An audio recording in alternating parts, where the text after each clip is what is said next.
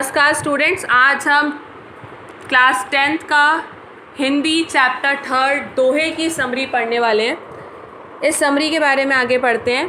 प्रस्तुत दोहे कविवर बिहारी द्वारा रचित ग्रंथ बिहारी सतसई से लिए गए हैं। इसमें कवि ने भक्ति, नीति व श्रृंगार भाव का सुंदर मेल प्रस्तुत किया है। पहले दोहे में कवि कहते हैं कि श्री कृष्ण के नीलमणि रूपी सांवले शरीर पर पीले वस्त्र रूपी धूप अत्यधिक शोभित हो रही है।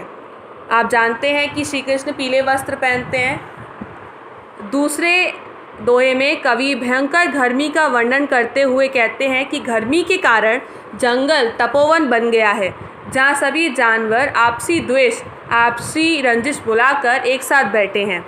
तीसरे दोहे में कवि गोपियों की श्री कृष्ण के साथ बात करने की उत्सुकता को प्रकट करते हैं और कहते हैं कि गोपियों ने श्री कृष्ण की बांसुरी को चुरा लिया है। चौथे दोहे में कवि नायक और नायिका द्वारा भीड़ में भी किस तरह आंखों ही आंखों में बात की जाती है, इस बात का वर्णन किया है।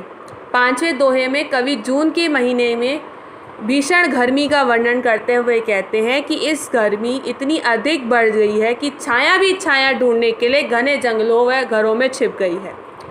छठे दोहे में कवि कहते हैं कि नायिका नायक को संदेश भेजना चाहती है, परंतु अपने विरह दशा व वर्णन कागज़ पे नहीं कर पा रही है, ना ही किसी को बता पा रही है।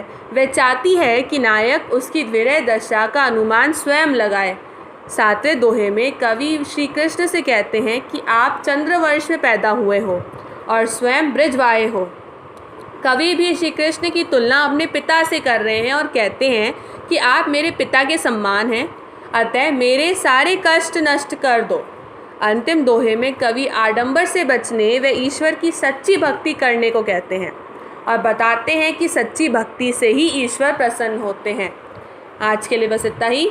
मेरी वीडियोस को लाइक, शेयर और सब्सक्राइब कीजिए और बेल आइकन ऑन कीजिए। और भी वीडियोस हैं क्लास 10th की हिंदी के लिए, उन चैप्टर्स को भी चेकआउट कीजिए। आपके एग्ज़ाम्स के लिए best of luck. Thank you and have a nice day.